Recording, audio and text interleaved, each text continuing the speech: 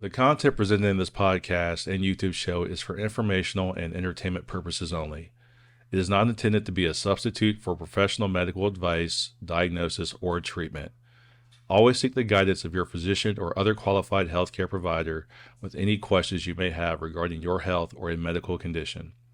Never disregard professional medical advice or delay in seeking it because of something you have heard or seen on this show.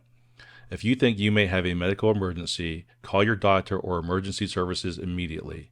The host, guests, and producers of this show are not responsible for any adverse effects resulting from your use of or reliance on any information presented.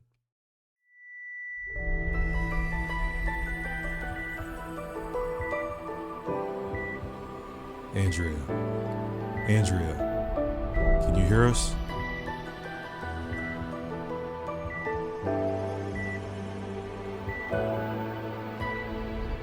Many years ago, I died for 26 seconds. There are so many people in this world that have experienced life events that have led to their sole purpose. Wake Up Your Soul with Andrea will bring you these significant life events that demonstrate how to use those moments for guidance and life purpose. These are our stories.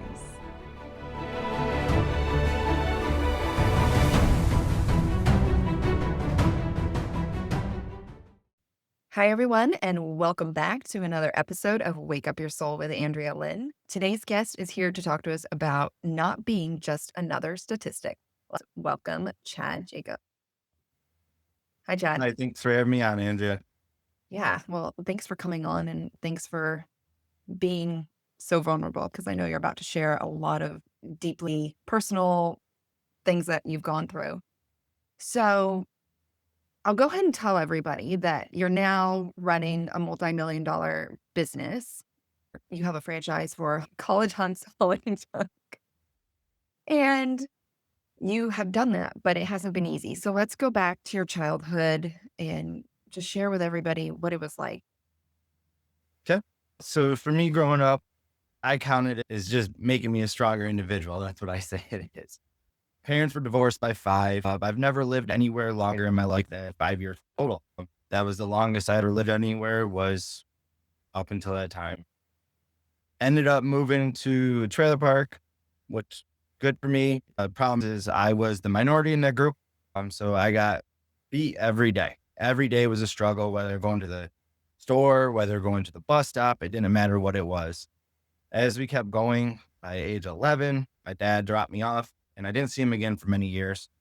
At that time, I started resulting into doing other things and life just kind of took off from that point, I guess you could say.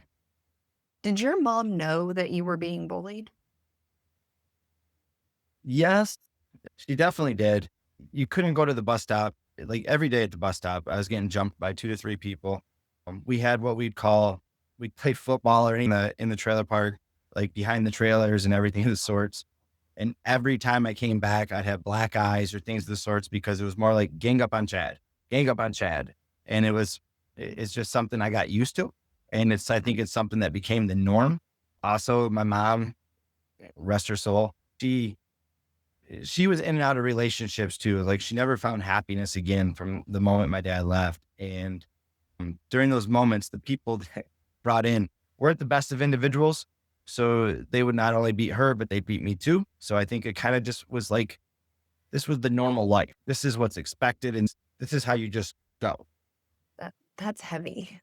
So I want to ask though, when you were a child, do you remember the thoughts that you were taking on during those days? Because I know I suffered through depression and things as a kid.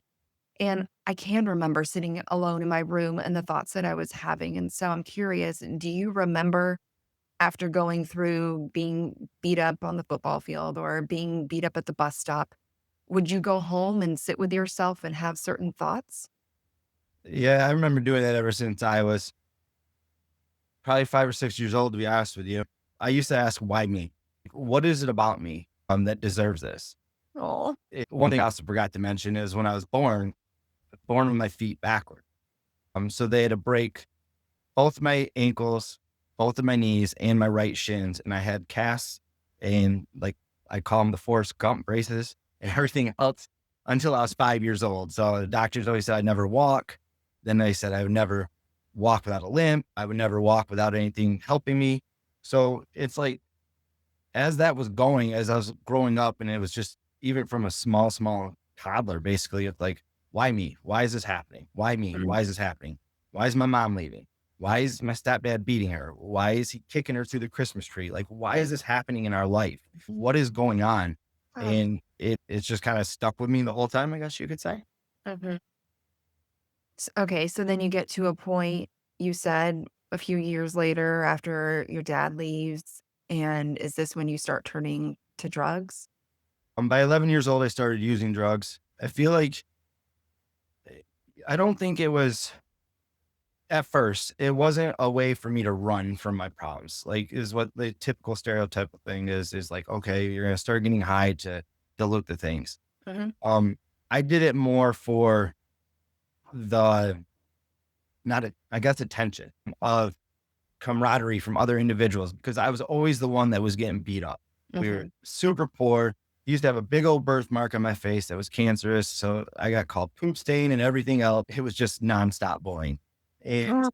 so, like, to me, when I started getting into the drug life, Mhm. that's how I made friends. It's like we just sat behind the school, got high together, got drunk together. I started getting older friends because, that's who you would go to get the drugs from. And Mhm. so I started to feel wanted. I started to feel Yeah. needed. I started to feel included, which is all the things I didn't feel. Well, yeah, and when you're Yeah. getting bullied, what do you do? Go find another group of kids that are all getting bullied? I mean, you may not even be aware. So, yeah, you're trying to find people that are in similar circles, right? And when you're doing the drugs, that's easy to find. Oh, you do it too? Oh, cool. Let's hang out. Let's do it together.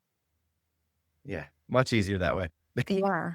Okay, so you start dabbling in the drugs. When I'm assuming it gets pretty out of control at some point because you do end up in prison. Correct. Okay. I'll give you a brief rundown then. So, how my teen years went, so to say. My dad is one of the most hardworking people I've ever met in my life. And to this day, my dad he is now turning 75 years old. And the only day I've ever seen my dad leave work was the day he came home and took me and dropped me off at my mom's house. This is again when I was 11. It says, "Have a nice day." He came back 2 weeks later for my weekend, and he showed up, pulled into the driveway, threw out 5 black garbage bags, and it was all my clothes and everything from his house as I'm walking out my mom's house, and he pulled out and I didn't see him again. That was the start of it. That was like, oh, this is real. Like, my dad wants Okay. nothing to do with me.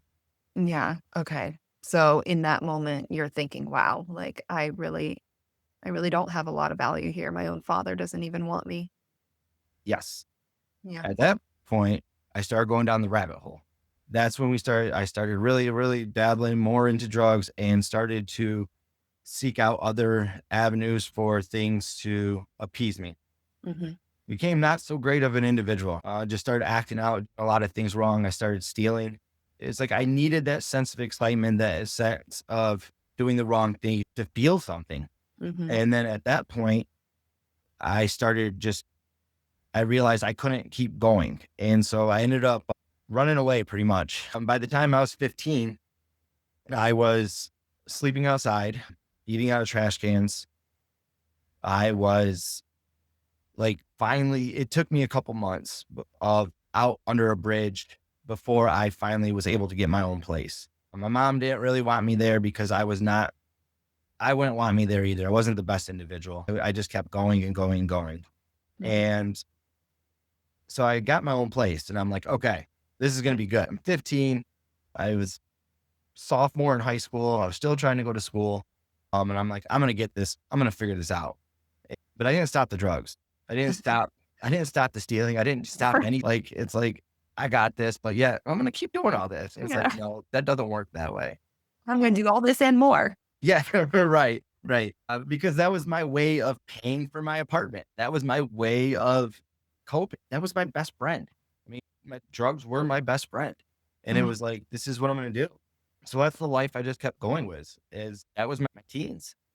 Okay.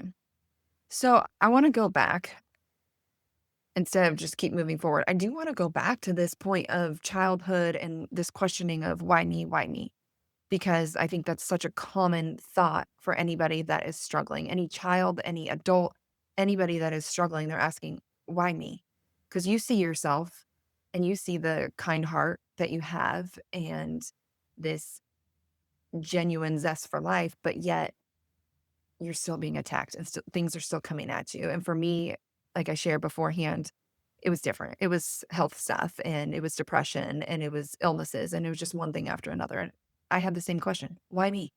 And at some point it gets kind of old. It's like, well, I'm not getting an answer. I keep asking, but I'm not getting an answer, which I now have learned, I wasn't really listening either. Like I was asking, but also not really, I don't know, allowing an answer to come or really truly seeking the answer. But what would you say to yourself, that younger self that was asking, why me? What would you say now? Eh, for me, I was very similar to what you're saying. And it was like, okay, it's just happening. It's just happening. And as I've gotten older, and the way I feel now is you can control how you feel. You can't control what others do, but you can control how you feel. Yeah. So the whole time growing up, and I'm like, why me? Why me? And now I'm like, well, why not me? What are you learning from this? What can you create from this? How much stronger are you becoming because of this? And I used every one of those moments now as like a stepping stone. Like it Mhm. was like, all right, you're learning from this. Here you go. But when you're an adolescent, it's like, that's smart. Rocks just keep pounding us. That's what I would tell myself now. It's like, listen, this is only going to make you stronger. This is Mhm. going to give you more ammunition to be a better human being. This is going to allow you to help more people in life. But you have to learn, you have to adapt, and you have to grow from it. And if you don't, then you're just dying. You're just going to allow things to tear you apart, and it's just going to keep eating you inside, and nobody's going to want you around. Mhm. And I truly believe that. I believe, even though I was 8, 9, again, like the Christmas, I was 7 years old. My mom was 8 months pregnant with my little sister. And I watched my stepdad just straight kick her straight through the stomach, straight into the Christmas tree. And it was like, and I'm like, why me? But then, okay, could you have stopped that? What could you have done? How could you have helped your mom? And at the time, you just cry. Mhm. And then eventually you jump in front and then you're the person and it's, you learn from it.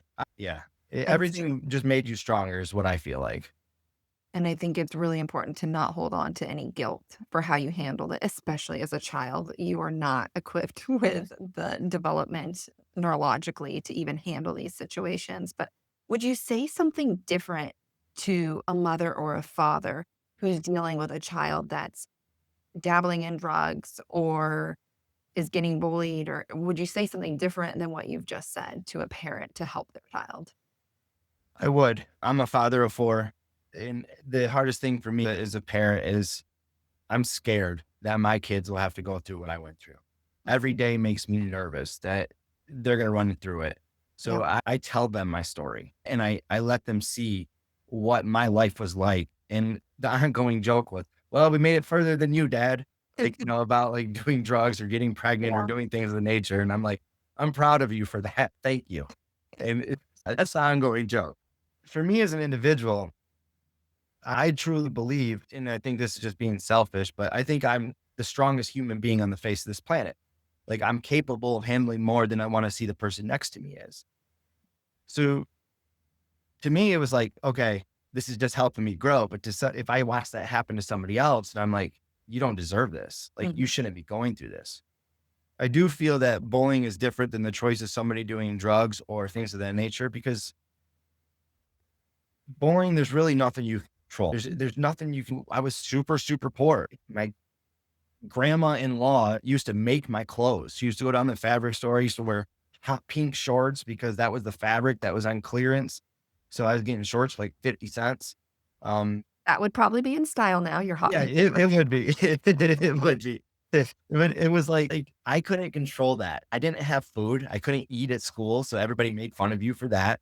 Mhm. So for a parent, when it comes to that, I just tell them, do the best you can do for them and let them know, let your child know that you love them and you care about them and you're there for them. You're Yeah. there to hear them out and you're not there to judge and allow them to open up to talk to you. And that's one thing I've been fortunate with as we've gotten older is my kids do talk to me. They open up to me.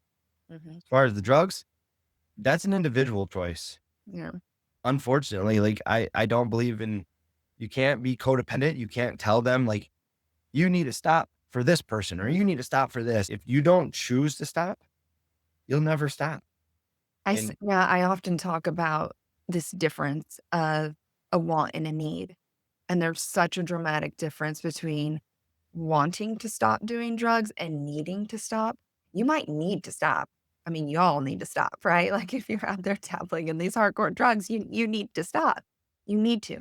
But if you don't want to, you won't. that is for sure true. 100%. Yeah. So what would you tell a parent though that has a child that's getting into drugs? What would you tell the parent? Like, as far as the bullying goes, it's really important to let that kid know that they're not alone. I don't want to say it's common. It shouldn't keep going, but the parent needs to also show that they care and they're getting involved and they're going to try to make it stop in some way or another. My daughter actually was bullied in kindergarten. That's as far as we made it in the public school system. And it was way too many instances for me. And I mean, one is too many, to be honest, but I didn't even know about all of them until we polled her and then she told us about more. But the school didn't really do anything about it. And I mean, I think I showed her, mommy doesn't tolerate this, and we polled her. But I know not everybody has the ability to homeschool, but hopefully, I want to say that, but I also feel like where there's a will, there's a way, and you can find a way. And maybe it's finding somebody that even lives in the town over and finding a way into a different school system, just a different school, because the environment's got to change if they're being bullied, because all you can do is put your kid in a better place. But for the drugs, what would you say to a parent? How do you help your kid that's thinking this is okay? I mean, I would think you start talking to them about, hey, can we talk about why are you doing this? I'm just curious because look, I did it, not me, but for you, you'd be like, I did it because I was trying to numb the pain or I was trying to fit in with a certain, what's your reasoning? I'm just curious. Yep. You're spot on. Maybe this is where I learned, figure out the why, figure out the why. Once you figure out the why, then you can find the solution. Mhm. And no matter what it is in life. And I think you're spot on with that. Especially it shows that you are open and you're willing. And also the hard thing is to allow your own emotions because this is your child. And especially if you live the life, you know what's out there and you know what they're doing. And Yeah. it's a matter of, hey, listen, no judgments, no nothing here. Let's just put everything on the table. Right now, I'm your friend. Like right now, I'm just a person for you to talk to. Why are you going to do this? Why are you choosing this? And then even when they give you an answer, and sometimes you might not like the answer might be because you're a horrible parent. Honest, it might be, that might be what they say to you. 9 times out of 10, that's not the truth. That's the Yeah. rebelliousness coming out. It's like, you were mean to me last week. So I did, it's like, no, that's not really why. So let's dig down through it. And once you can truly get the why, then you can start working on it. Mhm. And the number one thing is this isn't a quick fix. It's Yeah. not all of a sudden it's gone. Yes, for an addict, there has to be a switch inside the addict's mind that says, I'm done. And when that happens, that's when you stop. Mhm. There's that, oh, I'm going to try to quit. No, then you just leave a back door for failure and you're just going to go back. Mhm. So for a parent, it's like literally what you said, try to find the why, be open, be understanding, be communicative, and work through it. And don't shut them down like you're saying when they say, "Oh, because you're a bad parent." Don't start into this whole battle with them over, "I'm not a bad parent, da da da da da da." Like, just let them sit in their beliefs and be like, "Okay, well, maybe," you know? Humor them a little bit, I would say, but obviously I'm not a psychologist and neither are you, so we're not giving that type of advice here, but I think, for somebody that's lived it, you can speak to that point of it. So I think that's very valuable. And I think, like you're saying, it's so important that switch. That switch just has to go off for all things in life, even just the drive in life to push forward, to get out of any situation. There just has to be this switch that I'm done. I'm done. This is not the life I want anymore. And I'm kissing it goodbye and I'm going to do whatever I have to do. It's just that switch that makes a lot of sense for a lot of different scenarios in life. So let's jump back to 15. So 15. Where are we at? I'm in a roach infested hotel or no apartment. Okay. so, so by then I had my own place. I was able to be in my own place for about 6 months, 7 months before the landlord realized that I was 15 years old. And they're like, you're out. This isn't the name on the lease. Like I got somebody that was over 18 to get me the place. And it was like, here Okay. we go. And I was like, oh, great. Here I am homeless again. I had this big yellow duffel bag. I will never forget it because this bag was huge. And I used to carry it around. And I started staying at people's couches and things of the nature. And then finally somebody was like, hey, you can stay with me. That ended up being my son's mom, by the way. That's how the story started trickling. I found somebody else's house to stay at, found somebody else's house to stay at. I kept a job the whole time.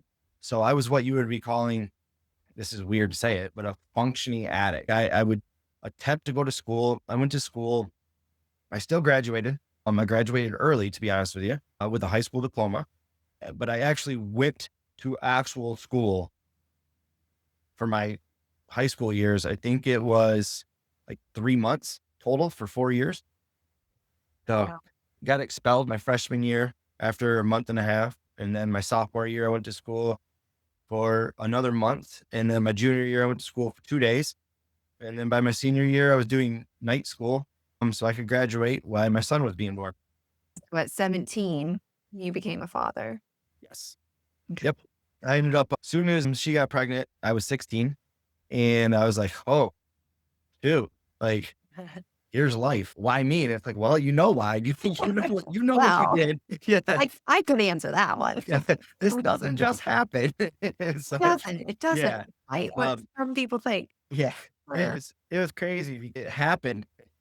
It was weird how, like, I really liked this person and they didn't like me back.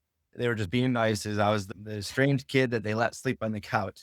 And I got into a bad car accident. I flipped my car like off a small cliff. And luckily, it's the one time where not wearing your seatbelt saved your life. It went flying through the air sideways. The whole roof caved down. Okay. And I got pinned between the windshield and the ground. And that's what saved my life because I got lucky and I crawled out of the car and nobody could believe it. So that moment is when she realized, oh, I like you. So, yeah. So you're alive. Cool. But it was like, all right, here we go. She almost lost you, and she didn't like that. Yeah, no, she did not. And that was on Valentine's Day, by the way, Oh, many years ago. But what ended up happening is I was like, all right, I got to figure this out. We got our own trailer at that time. I was 16. We were living in a trailer. Actually, I have a question. Yes. So she didn't like you. She didn't like you, and then you almost die basically in this car accident. What about that made her all of a sudden like you, do you think? Did you become just did you let your guard down? Like, what happened? There had to have been something, or maybe you don't even know. I think it was in that hospital bed. I just became so desirable. No, I'm just playing. Looking good in No, this. no, I think it was just to me, it's one of those things where you never know what you have until you almost lose it or you do lose it. And I believe, I can't prove this or anything of the sorts. I do believe that at that moment it was like, okay, I almost lost this individual and he was almost gone out of my life and I can't handle it, Mhm. which allowed the door to open up and literally laying on the hospital bed. She was like, I want to be with you. And I'm like, oh, okay, this is out of nowhere. Did you break up with your boyfriend yet? So it was kind of cool, but yeah, hey, it's how it goes, right? So I would probably, not that this matters, but I would think that she probably had some feeling brewing before that, and then it was like, okay, yes, validated. I, I think so. Yeah, I would But agree with anyway, you too. Yeah. back to what really matters here. Yeah. Overcoming. Yeah. Right. So at that moment, I said, all right, you got to step up. Like I was still in functioning, still doing everything I was doing daily, high loads of everything. Okay. And so I'm like, all right, you got to work. So I got a job at construction. I used to show up at the job site at 6 a.m. every day. I'd get done with that typically around 4 or 5. I'd go straight to night school because I said, you know what? I'm going to have a kid. I need to graduate. I need to show them I still believe in education. I still believe in whatever you start out to do, you need to finish, in my opinion. And I still always felt this way before. So I'm like, all right, I'm going to do this. So then I went to night school. And from that point, I got done with night school. I'd go there for about an hour and a half. And then I went and cooked at a bar up until 2 a.m. That was my life for about 6 to 7 months straight. And then I got one job right before I graduated, I got one job that paid me close to the same as both jobs did. Back then, minimum wage was like $3 and something, $4 and something. So we don't need to go back that far. So the one job where I was Long making, way. yeah, it's a little different now. I wanted to be there. I wanted to take care of my family. She ended up becoming my wife when I was 19. I got married when I was 19. And it was like, I wanted to do that. I wanted to take care of them. I wanted to do this and that. But the whole time I wasn't taking care of myself. I've always had that complex of being the savior. Mhm. If you take any of the what would you be best at in life, I was always good at security. Go figure. When I'm doing everything wrong, it's because I'm a protector. And I think it's because of everything I've been through life. It's like, well, I want to protect this person next to me from going through the same thing that I did. And so that's what I did. I will work me to the bone. I will do whatever I can. So that way you don't have to do this, or you don't have to go through this. So there's a quick rundown through the next few years. Okay, so let's jump to prison time, I guess, right? Because that came shortly after. Yes. I got married when I was 19, and what was happening that was September 11th. September 11th happened, and I immediately went to the recruiter's office and I said, I want to go. Like, I felt strongly. I Yeah. wanted to take care of the country. I loved the country and everything of the sorts. And I'm like, I want to be part of this. So I did all the testing before for the first couple months to go. And so we got married because the recruiter was like, hey, the only way your wife and kid can go, or the only way your kid can come with you is if you guys get married and everything of the sort. So we're like, hey, we've been together for 3 years. Why don't we just get married? They're like, cool, courthouse, here we come. And so we got married. Don't do that. That was a mistake. But we did it. And the day before I was supposed to leave, you have to show all the paperwork for like scars or anything visible. And when I was 16, I overdosed and I took a bunch of pills. And in that paperwork was that. It showed 16-year-old adolescent took 90 X-strength Tylenols. And it was like, oh. So then the recruiter's like, the doctor was like, hey, you need to get medical transfers. You can't go. That might have saved my life. I don't know. That might have been somebody deciding that like, hey, if you go, you're going to die and we need you on this earth. So that kind of dictated what happened from that point forward. Now I felt like, man, I'm not even good enough to go serve my country. I'm not even here. I can't do this. And I started digging harder and deeper into the hole. I started dabbling with different drugs. I stopped the easier ones. So like I stopped smoking marijuana. I stopped doing what would be your normal gateway drugs, they say, and started doing a lot of the harder stuff. At that time, I didn't care about anyone, anything. I was doing roughly probably almost $500 a day worth of drugs. Oh my God. So I realized like, hey, in order to supply myself with this, I better start selling this because that's the only way to make that kind of money. And then my life really went down the whirlwind. So all that feeling of being included, being wanted, that's what I thrived for. That's what made me feel good about myself, is getting the phone calls at 3, 4 in the morning, being the people where they're banging on your windows or doing this and that. And meanwhile, the whole time I'm not lucid. I don't know what's going on. Like a person's brain can't function if you're doing that much stuff. I didn't care who I hurt. I didn't care what I hurt. I didn't care what was happening. I remember I couldn't afford anything one time and I went to my mom's house and my mom, very sick. And I went into her closet. This is when I kind of hit my rock bottom. And she had a little mini safe that she kept. And I broke it open and took some coins out so I could go pawn them to get $15 worth of drugs. And I'm like, you're a wonderful human being at that point. It just kept going. And I dragged people down with me. I dragged family members. I dragged friends. Like my best friend and I used to do everything together. And we were best friends since the time we were 11. How convenient. we did everything together with that. And I just kept going. And he got locked up. And then a couple years later, I got locked up. And it's for 2 years, I was on bond. How, What is that? how old are you at this point when you get locked up? So first time I really got arrested, I was Okay. 22. By then I already had, yeah, I forgot this part. Sorry. I ended up, while I was in jail for this, I was already dating somebody else, already impregnated somebody else while I was still married to the other person. We were separated. I'll say that we were already separated. But when I got with her, my daughter's mom, she already had a 3-month-old child, which is my daughter. And I was really going down a hole at this point. So this is 2003. So yeah, so I was 21. And then by the time I was turning 22, it was like, okay, I'm just full force, whatever I can sell, whatever I can do. Then I started getting it more into gang stuff. And then I started pushing deeper into the limits of how far could this white kid get in this environment. I was selling, my main drug of choice to sell was crack cocaine. It was my main drug of choice for me to do. So it was like, that's not normal where I'm from, of a white person taking over the community with doing that. So I got to get into areas that people shouldn't see, people shouldn't be part of. I've witnessed things, I've done things that you don't speak about, you don't do. It was a bad way of life, that's for sure. While I was going through, my daughter's mom was pregnant with my daughter. But what happened is I was going through this. I got arrested for like possession charge. Then I got arrested again for possession and a gun charge. Then I got arrested again for another possession charge. So I'm like, hey, I got a way out of this. Let me just get a fake identity.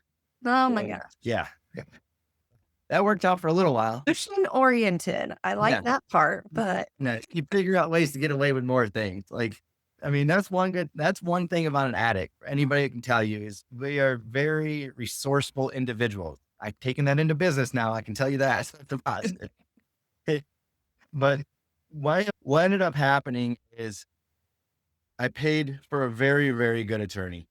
And I was looking at life, to be honest with you. And during questioning, I even got questioned by the FBI for 4 counts of capital murder. No, I didn't do it. But that's the life that I was living. That's the circle I was running with. Those were the people I was with. So my attorney got me sentenced down to a little bit. And it's funny. I remember this. I got mad. Like, what do you mean I'm going to do? It was like boot camp and 6 months worth of jail time. And I'm like, what do you mean I'm going to do this? How dare you? And he's like, Chad, think of everything you've done in your life. Why are you complaining? And I'm like, you got a point, but I still don't want to go away. Well, during this time, I was still using. I was doing the fake, oh, I'm good. I'm not using. I'm going to meetings. I'm doing this and that. I wasn't fully ready. And the day I stopped using, it was July 19th, 2005. I remember it's the last day I got arrested for drugs too. I went to a house, one of the old like spots. And I remember here comes the K9 units coming in. And I just started laughing. I literally sat on the couch and just started laughing. And the head sergeant, she walks in and she looks at me and she goes, Mr. Jacob, she says, we knew it. You're just like Christmas. We knew you'd be back around. And I'm like, what am I doing? And that was the moment. And 3 weeks later, my younger daughter was born. And then I got sentenced to prison in February. And away I go. Did my 4 years. And there's more to the story from being in there. But that is the scaled down version of what it took. okay. So I do want to talk about your prison time though, because I love your prison time. Your story, what I've been told is that you helped 150 inmates get their GED. Yes, That's at least. amazing. So I hate that you went to prison. I mean, I love it and I hate it. Like, that's not a great place to be, but I think it's what got you back on the right track. But also, you went in and served 150 people in such a great way. and probably got their lives on a totally different track than they ever would have been on without you have coming to prison. So yay for going to prison, I guess. Find the positive, that a girl. That's what we do. But what motivated you to do this? You're in prison. I mean, obviously, you said you had this turning point when they came in and they looked at you and they're telling you, oh, like Christmas, we knew this was happening. And you were like, wow, I'm so predictable.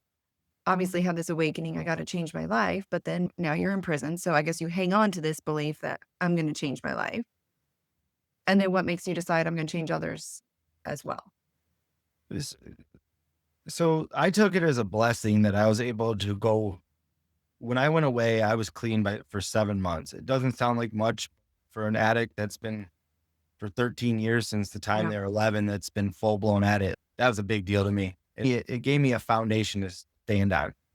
Meanwhile, when I went in, my best friend, we ended up at the same twice. We ended up at the same facility. My best friend didn't change his life. Hmm. He was the number one heroin dealer inside the prison.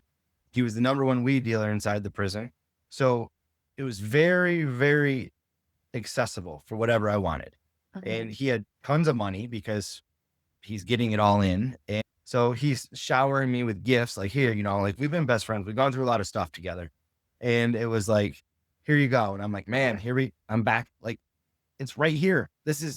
I'm making 17 cents an hour at my job. And this guy's giving me $200 pairs of shoes because he has too much money in his account. He's like, here, take this. Like, you need this. So I started seeing it and I'm like, this isn't good. This isn't good. And I'm like, what do I do? So to be honest, at first it was like, figure out a way to stay busy. Figure out a way to do to where. Let's dissect it a little bit. Okay. Why? Why isn't this good? Because for somebody that does drugs and is in that lifestyle, it is good.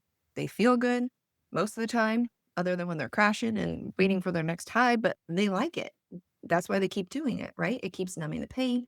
So what made you decide this is not good? Because there's a lot of people that think there's nothing wrong with their lifestyle, right? So I'm trying to help people that maybe are in the same place or know somebody in the same place. Like, what part of you realized like, this is not good? What was not good about it? I mean, I obviously I know what's not good about it, but from your perspective of an addict, what was your addict brain saying? Because I just can't imagine being in such a place of using drugs and now I'm in prison and your life is just kind of not made up of a lot of greatness, in all honesty, right? You clearly had hope. How did you have this hope? The first way I looked at it is one thing about most addicts is the first thing they always say is, I have this under control. I have this under control. And it's like, no. And then the second point is most addicts, their mentality is they do have controlling behaviors. They have controlling like indexes to where they want to control things in life. But the funny thing is you're never controlling yourself because you're too busy letting other things influence that, which is typically the drugs. So that's what started it for me. And when I said it's not good, it's because I knew I was giving control to something else, something outside. And then when I realized what life could be like, when I realized what the joy felt like when I got to kiss my daughter, my youngest daughter, and that was the first time I've kissed one of my kids clean or, held my child or played with the kids. And I was like, this is the life. This is feelings. This is what it truly feels like to protect somebody. This is what it feels like to be responsible for somebody. That joy that you feel inside, I've never felt before. And they always talk about chasing the dragon or chasing this, which is you're always going to be chasing the way you felt the first time you got high. And it's true.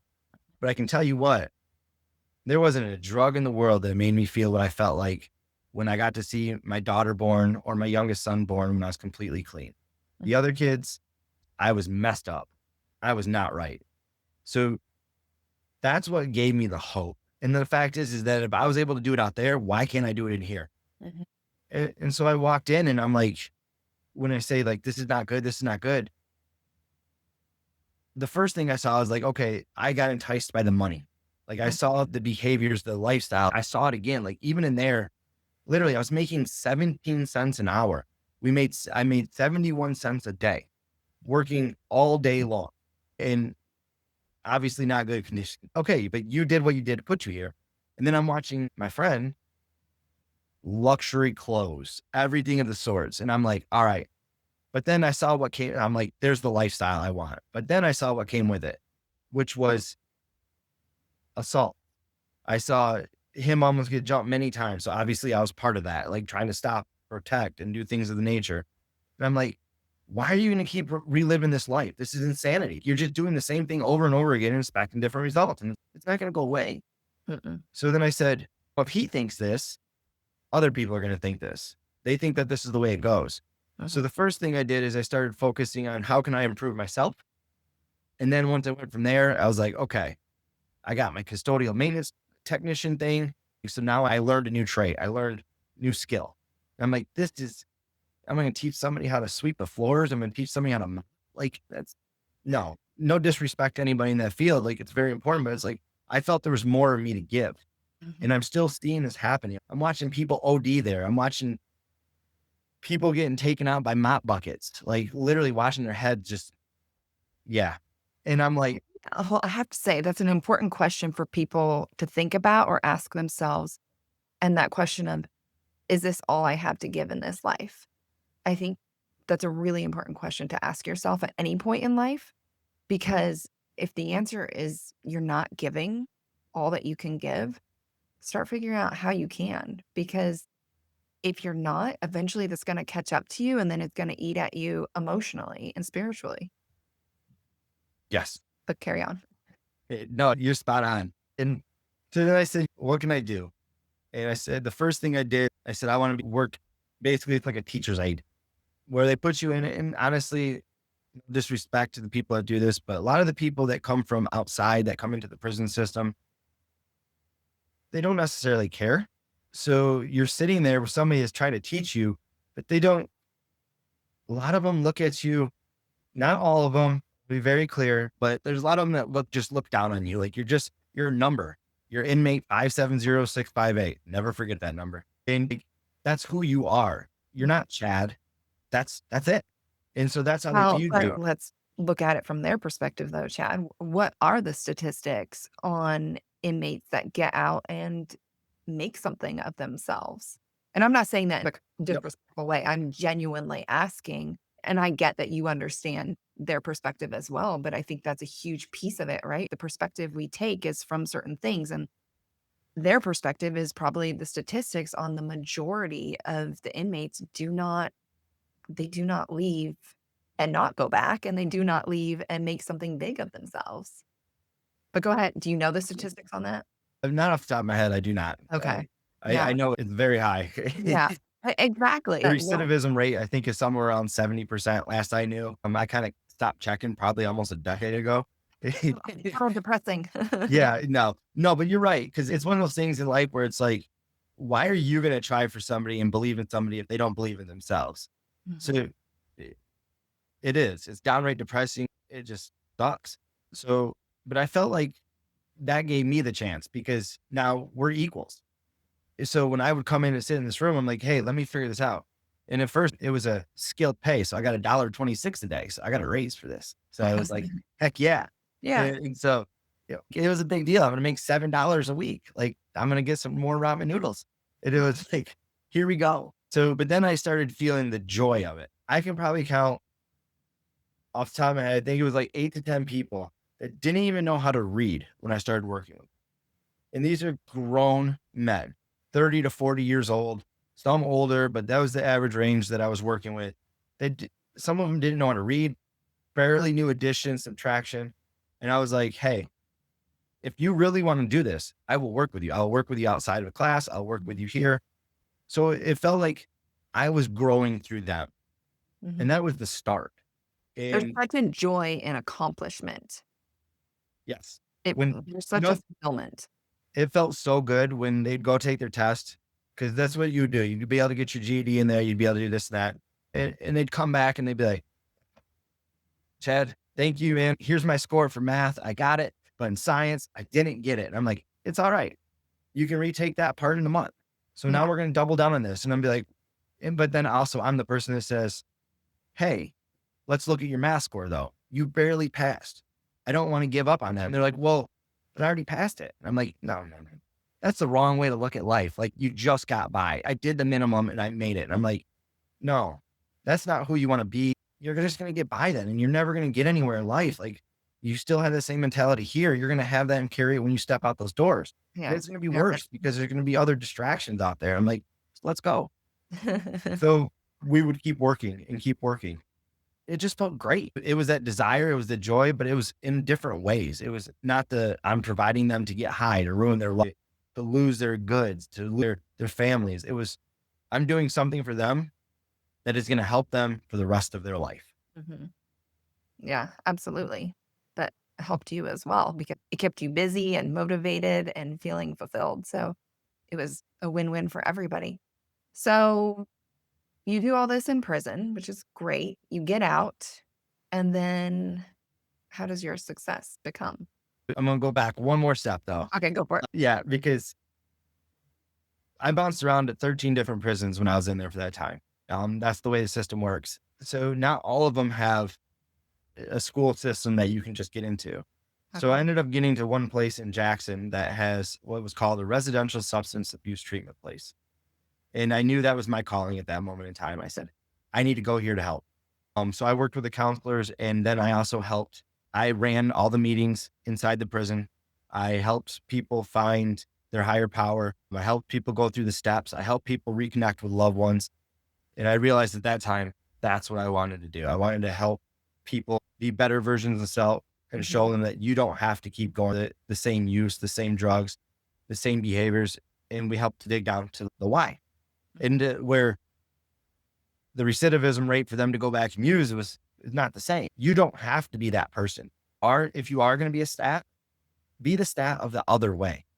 Be the stat that they don't expect you to be that smaller 20%. And that's what I took. And then I valued that. And I did it all the way up until I got released. Well, here comes the day I get released. My daughter's mom was supposed to pick me up. And this is to talk about a chance to knock you back on your butt.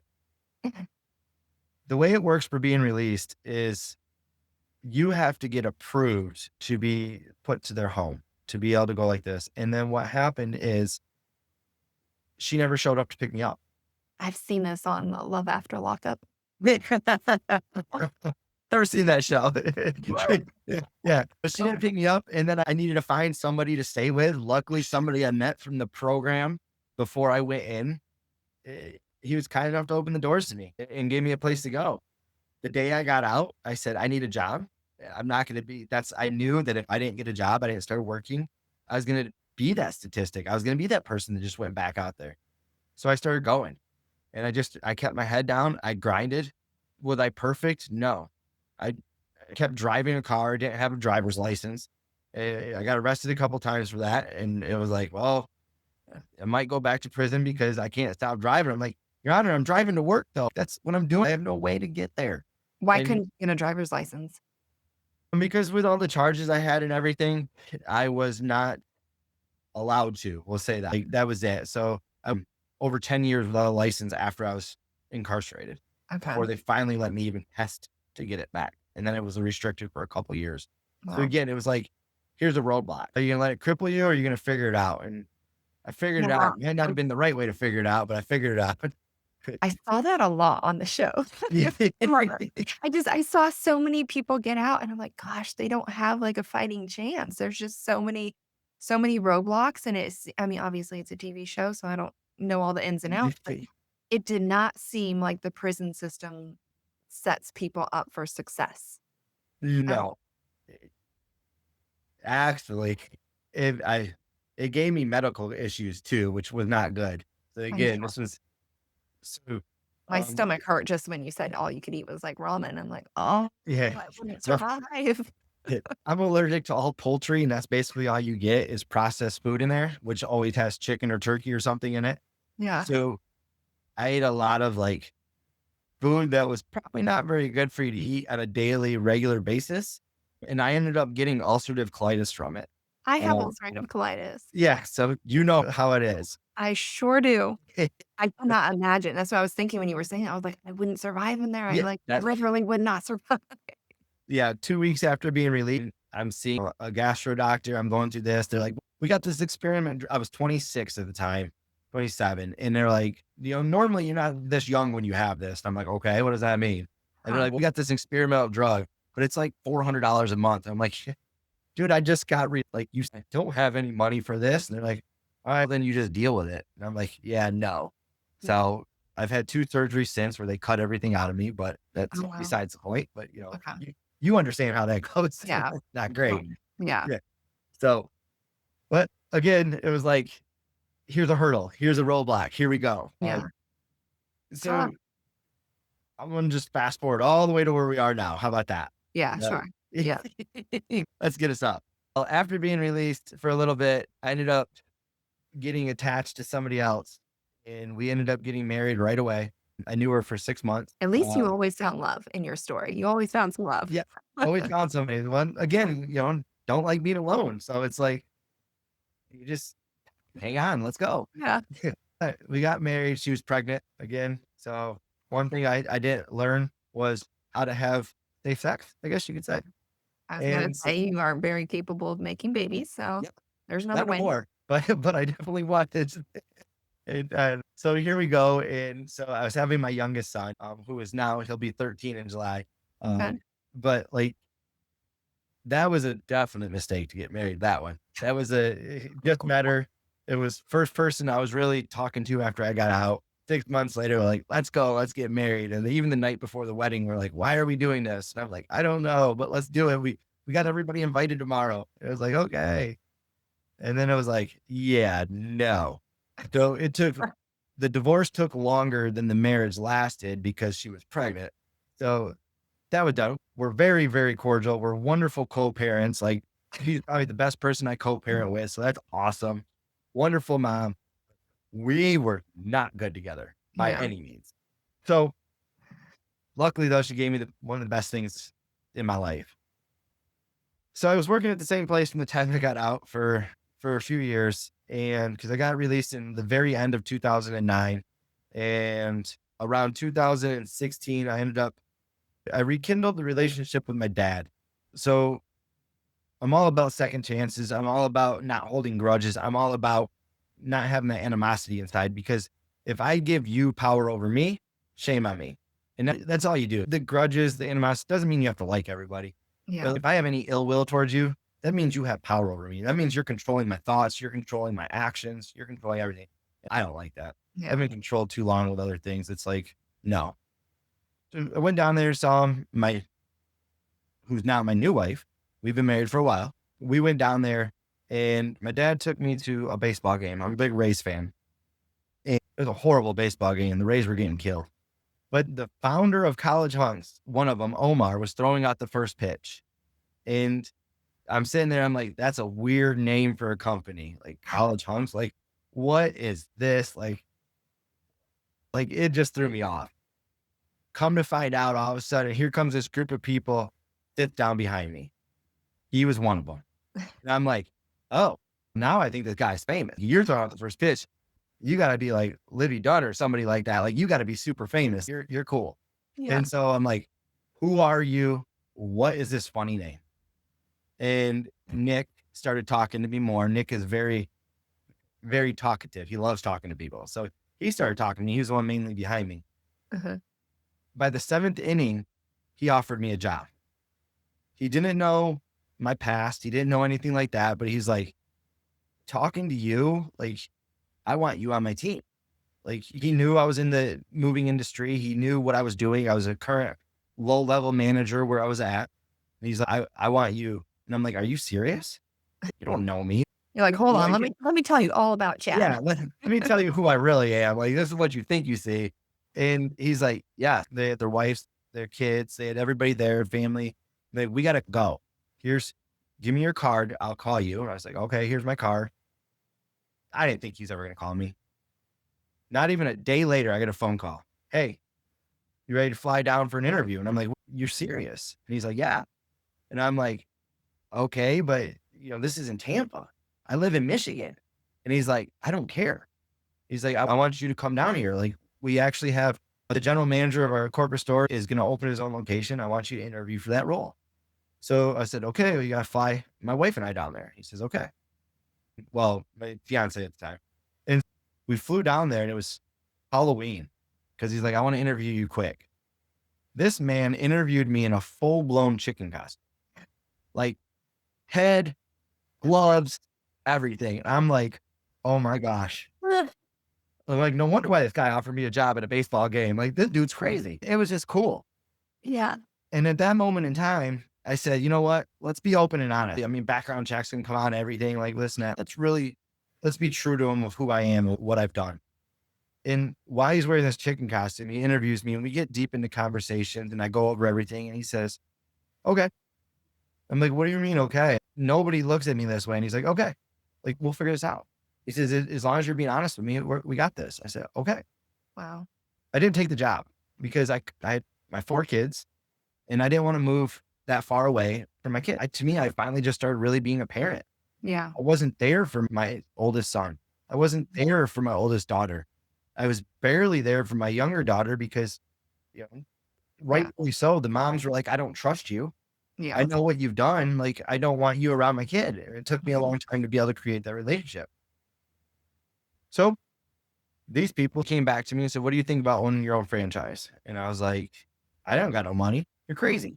And they're like, no, we'll figure this out. And I'm like, whatever. You guys are not like, Yeah. and it's just a whole process. They believed in me, Wow. which is something most people don't do. Sometimes you just need somebody to believe in you that believes like, hey, you're better than this. You can do this. And that helps you believe in yourself. Yes. So often people just need that cheerleader in their corner. Yes. So next thing I know, I did everything very, very unconventional to put all my eggs in a basket and said, you know what, let's go. And now I own opening up 3rd location. I own businesses that do over $10 million a year in revenue. So I went from making 17 cents an hour to doing $10 million a year. Like, it's in not that long of time. Go Chad. Yeah, it's been 15 years. That's not that long, realistically. Wow. It's such a beautiful story because it's not just about you and pushing through the struggles. There's also this other human that comes into play from college hunks and just has this belief in you and this faith and offers you this guiding hand. And it's just I feel like it's something to say for humanity that there are still people out there that want to help people and see them succeed. And I think it's really important for people that are struggling so greatly and think, I talk about this a lot, that the cards were just dealt for me and they just are what they are. And this is just my life. And a lot of people think I haven't had these opportunities like you have and my life's just not as easy and you don't get it. There's a lot of that, right? I feel like you probably have come across that a lot where, right? A lot of people just think, wow. Must be nice. Yeah, well, it is nice, but it wasn't nice. It wasn't nice until it was nice. Like, I promise. The overnight success. No, this is not no overnight. Like, you don't know what struggles. Yeah.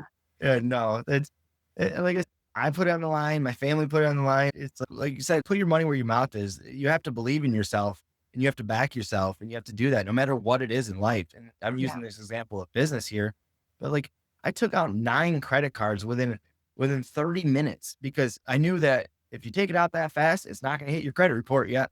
So therefore you keep getting approved. And I was like, hurry, get it. Cause that's how I was going to make payroll. That's how I was going to pay the people I was getting. And I got 0% interest on all of them. I'm like, I'm ready to go. I took out 2 unsecured loans with over a 13% interest. And this is back when interest rates were like 3%, 4%, not when they're like what they are now. And I'm like, hey, like, I'm going to figure this out. Like, let's do this. And because I wasn't going to take no, I wasn't going to take what I've been told my whole life, where it's like, you're not good enough, or you can't do this, or you'll never walk. Like, no, you're wrong. You're wrong. I'm going to figure it out and I'm not going to give up. I'm going to fight because that's what I've done. I'm a fighter. I've done it my whole life and I'm going to keep doing it. And it's just like what you're talking about. That's the mentality. That's the mindset is you can say, poor me, or you can use that as fuel to build your fire, to make you a better human being, to make you a better companion, to make you a better leader. And you just go. So, what would you say for people that are wanting to have success? They listen to your story and they're thinking, I want to be Chad. I want this outcome. I want to have a high level of success. Where do they start? Do they start with this questioning of, do I feel like I'm where I'm meant to be? Is there more for me? Is this kind of where we start? And then from there, where do they go? I think the first biggest thing is you need to figure out who you are as a human being.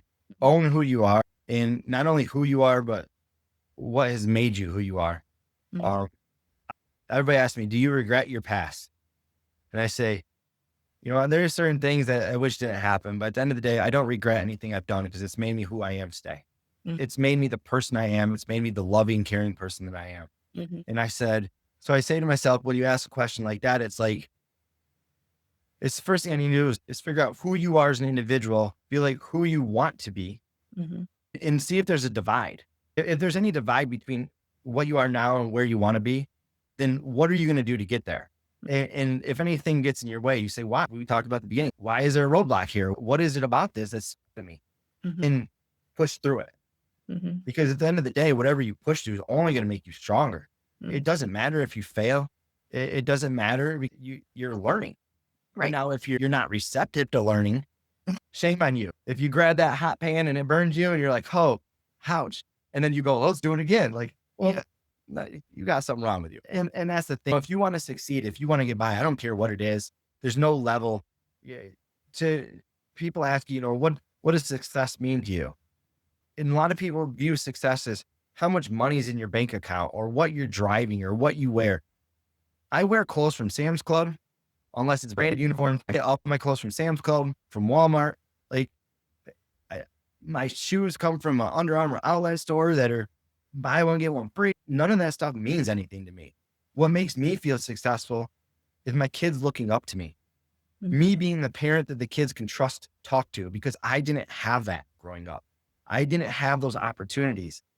Helping my youngest son, work out to where builds his self-esteem, because that's the most important thing to me as a parent is that my kids have confidence in themselves. Right. It doesn't mean they have to be the best at anything, but they have to have confidence in who they are and what they want to do, because that's where it goes downhill if they lose their confidence.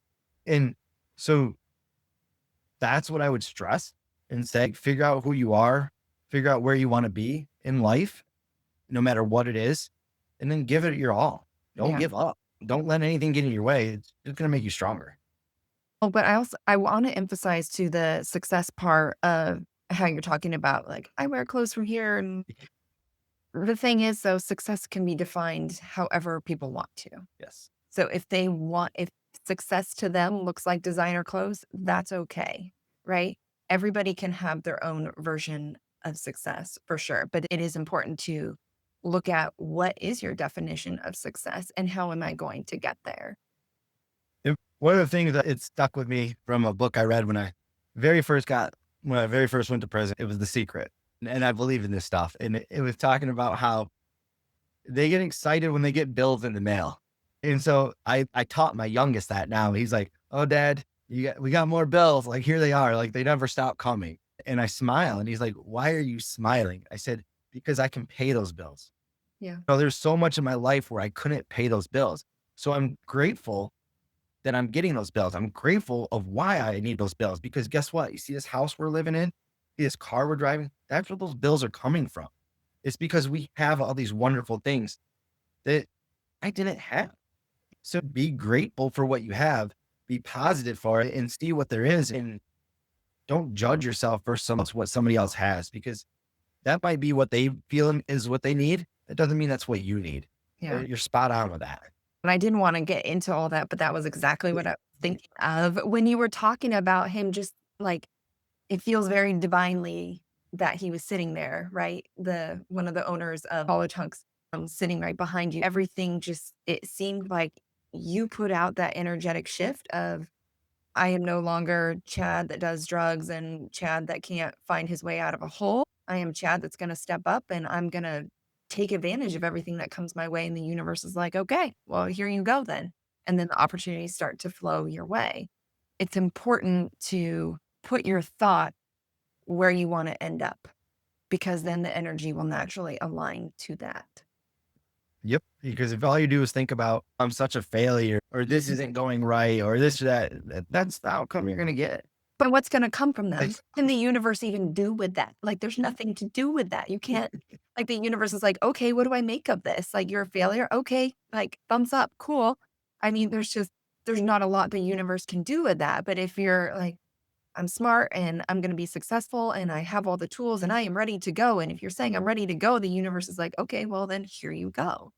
But yep. That doesn't mean you're not going to get punched then along the way, though. no, Like, you're going to get the hard knocks, but it can't be any worse than what I've already done. It yeah, can't be any worse than what I've already gone through. And you hear that in business too, though. It's like people are like, oh, the market is the worst it's ever been, or interest rates are, especially in the moving industry, that is over 26% of moving companies last year closed down.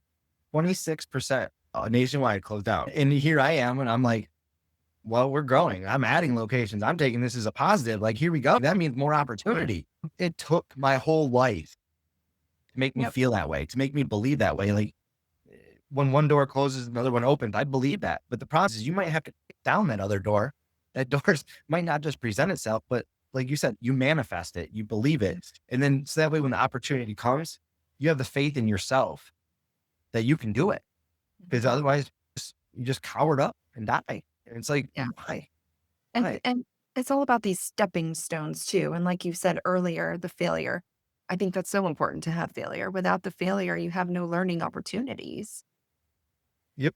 My team hates this about me, and my kids hate it too. Because I tell them, I said, I'm the worst devil's advocate you'll ever meet. And they're like, yeah, we know. And I'm like, yeah, but here's the reason why, is because I might agree with you 100% on what you're saying, but I want you to believe in yourself so much and what your thought is or what your decision is, that no matter how much I challenge you, you're going to stick to what you believe in rather than just change your mindset. Because if you fully, truly believe in what it is, nothing can stop you. Mhm. Nothing can stop you. You just go with it and you go. And so that's why I do what I do. I love that. Thank you so much for sharing your story. I think this is a very valuable story for people to hear. If people want to connect with you, is there a way that they can reach out to you? Through email, I guess. Okay. You don't have to put that out there. Sometimes people like to share that, but you don't have to. Yeah, it'd be fine to email me.